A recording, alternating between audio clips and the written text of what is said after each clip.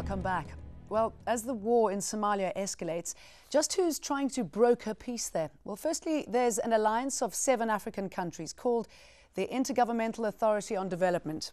On Saturday, though, Eritrea, fierce rival of neighbouring Ethiopia, pulled out. The African Union has also tried to intervene. Earlier this year, it promised 8,000 peacekeepers, but so far, only about 1,500 Ugandan troops have arrived. The United Nations monitoring events now says a UN peacekeeping force formed from a coalition of willing countries may be the only way forward. So there are many players making both peace and war in the dangerous game that is Somalia. So just who are they and what is at stake? Well, joining us now to discuss that are Mr. Yusuf al-Azhari, political advisor to the Somali president. He's currently in Nairobi. And Mr. Ibrahim Addo, the Secretary of Foreign Affairs for the Islamic Courts, and he joins us from here in Doha. Mr. al-Azhari, clearly the transitional government is not in control of Mogadishu. As you may know, Mogadishu is divided into 16 districts. Out of the 16 districts, 2 districts were occupied by the terrorists who are the remnants of the so-called Union Courts. These people are supported by Al-Qaeda and terroristic groups around the world. So if you're saying you're in control of the majority of the city, how come we've seen only over 300,000 residents fleeing? I'm coming to that.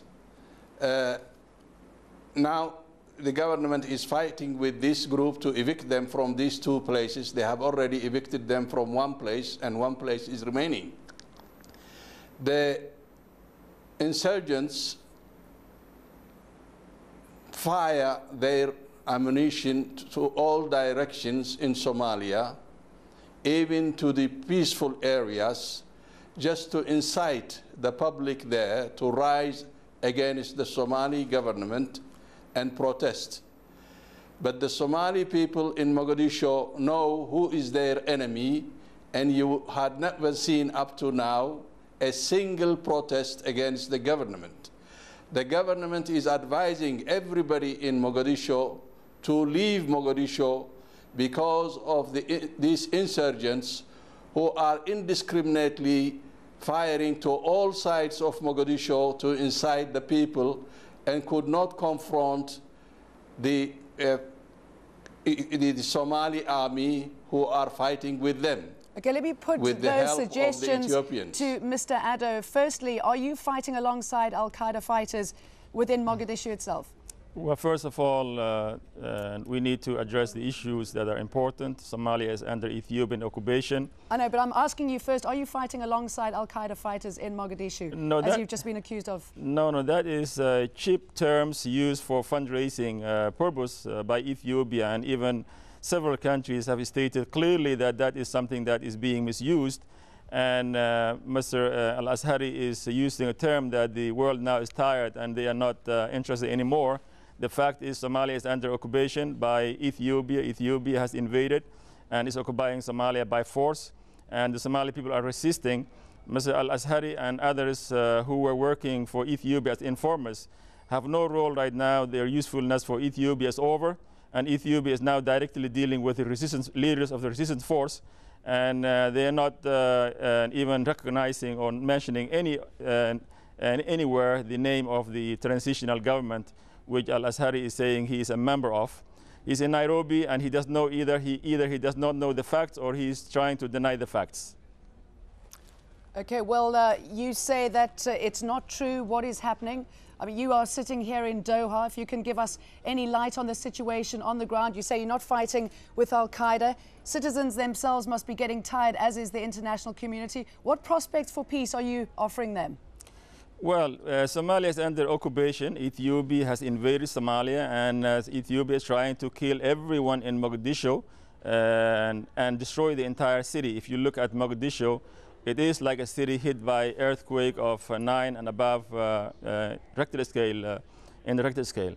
So the situation is a country under occupation, and the Somali people are resisting the Ethiopian occupation. It's not only a particular group, but the entire city now is organizing. It has organized itself to force the Ethiopians out. As you know, almost 1 million people fled their homes. Ethiopia has used airstrikes, they used tanks, they used heavy artillery indiscriminately into heavily populated area of the city. And many people were killed, many others were wounded. And of course, over 1 million people left the city fleeing and not knowing where to go, and there are all sorts of problems. Additionally, the Ethiopian is also blocking the humanitarian aid, and the transitional government is also helping that. Ethiopians to block the help that is going to the population that fled the city. And this was indicated clearly by WFP and the UN that they cannot deliver food and medicine to the population who fled the city. And that is what Mr. al-Azhari is also assisting Ethiopians with. Mr. al-Azhari, is it not time for Ethiopian troops to leave? I know you're in a bit of a catch-22 situation because while they are there, the Union of Islamic Courts will continue fighting, but there are mass accusations against the Ethiopian troops of committing abuses. First of all, I'm not here to speak on behalf of Ethiopia, and I'm not going to defend Ethiopia at all because I'm a Somali. I have been an ambassador for the last 30 years for the Somali government. Yeah, but you are working very closely with them, and they are in the country at your invitation. And just let me answer, and I am not here to use insolent words and degrade myself like the man who is with you, who has never been to Somalia and was raised and living in America. I would like to shed light on why Ethiopia is there. When Somalia became a failed state, nothing has remained but the map of Somalia and those helpless Somalis in Somalia. And Djibouti, Ethiopia, and Kenya were the ones who were always holding together Somalia and were not allowing anybody to enter the territorial, to plunge into the territorial integrity of Somalia. They were so honorable to keep Somalia together and never not go inside Ethiopia. Even an inch Ethiopian troops did not go into Somalia. Somalia has been fragmented into tribes, and they could have wooed if they wanted those tribes and could have a foothold in Somalia. But these noble people from Djibouti, Ethiopia, and Kenya kept the country intact and kept the Somali people together. And they have even invited them to solve their problems peacefully.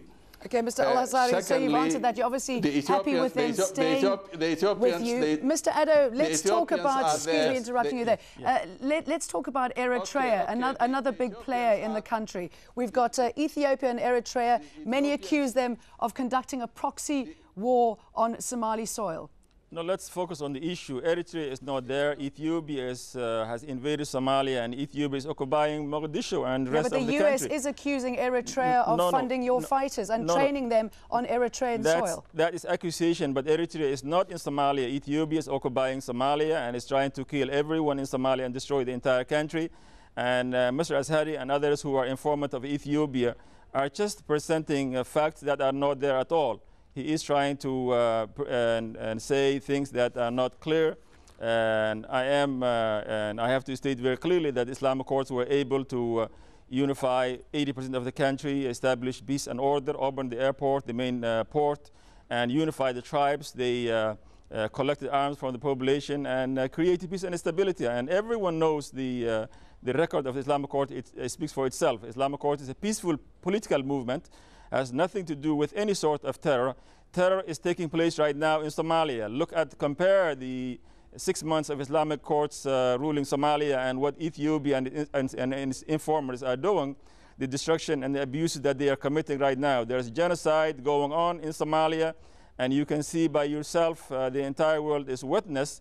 So there is destruction, total destruction of the city of Mogadishu, and they are destroying hospitals, schools, all the businesses. And it's a shame that, and astonishing that Mr. Azhari is trying to cover something that the entire world is watching. And I will tell him to do some soul searching.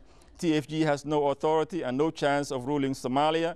The Somali people are resisting the Ethiopian occupation, and Somalia will be free. Okay, I'd like to put this question to both of you, starting with you, Mr. Al-Azhari. Your government has promised reconciliation. A reconciliation convention was cancelled. What is being done to bring reconciliation to Somalia? I would like first to answer the question he has posed, and that is why Ethiopia is there. Ethiopia has been invited. No, excuse me, sir, you did explain that to us, and we've got very little time left. If we can talk about reconciliation, please. But why do you impose on me your questions while you are not imposing on him your questions? I'm imposing. I've asked both of you. I've asked both of you to answer this question. So if you could go, please. Absolutely, this is unfair of Jazeera. This is unfair of Jazeera, and Jazeera. That's why they are losing audience and losing prestige around the world right now, starting from the last time in Jordan. Well, I would like you to answer your question so that you can put your side across to us, because that is what this forum is for. So I'll put a question to you if you'd like. The reconciliation. The president have called for reconciliation for all Somalis to come and participate and to discuss their grievances and forgive each other, and from there on go forward.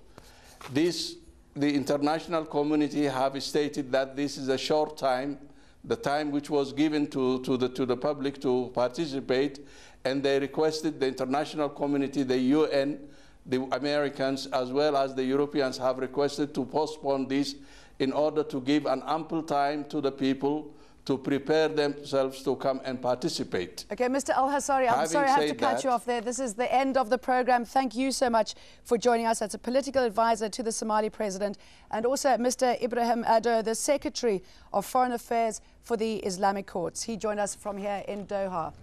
And thank you all so much for joining us on this edition of Inside Story. We welcome, as always, your comments and suggestions. Please email them to us at insidestory@aljazeera.net. From the team, goodbye for now. Thank you very much for watching.